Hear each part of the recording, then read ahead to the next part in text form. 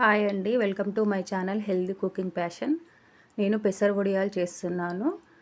ఈ కప్పుతో ఒక కప్పు పెసాలు తీసుకున్నాను, 3 కప్పులు పెసరపప్పు తీసుకున్నాను. నేను వేసేది కొంచెం క్లిప్ మిస్ అయింది, సారీ అండి. అయితే నానాక ఇలా చూడండి, ఒక 5 గంటలు అలా నానబెట్టాను. నానబెట్టేసి ఇప్పుడు గ్రైండర్కి వేస్తున్నాను.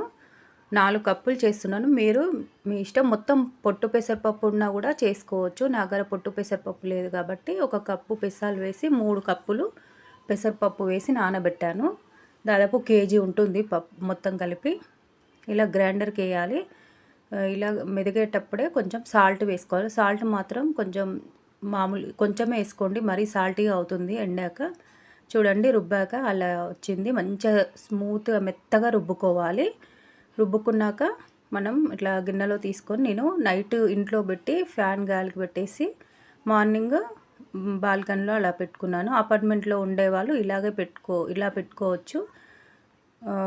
ఇట్లా పైన పెట్టడానికి వీలు కాని వాళ్ళు.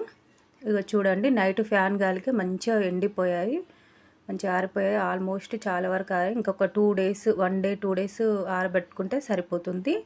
మంచి కర్రీ చేసుకుంటే సూపర్ టేస్టీగా ఉంటుంది. నేను ఆల్రెడీ ఈ పోయినసారి పెట్టిన వాటితో కర్రీ చేశాను, టమాటో మెంతం కూర వేసి. నేను లింక్ పెడతాను చూడండి. దీంతో ఇంకా మంచి మంచి కర్రీసు పులుసు చేసి పెడతాను వీడియో.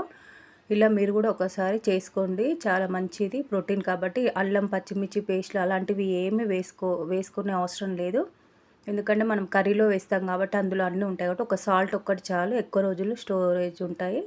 1 ఇయర్ పాటు నిల్వ ఉంటాయి మంచిగా. నేను లాస్ట్ ఇయర్వి మొన్న కూడా కర్రీ చేసుకున్నాను, చాలా బాగా వస్తాయి టేస్ట్ కూడా.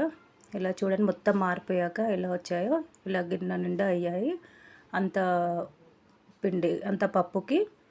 మీరు కూడా ఒకసారి తప్పకుండా ట్రై చేయండి. ఈ వీడియో నచ్చినట్టయితే లైక్ చేయండి, షేర్ చేయండి, సబ్స్క్రైబ్ చేసుకోండి.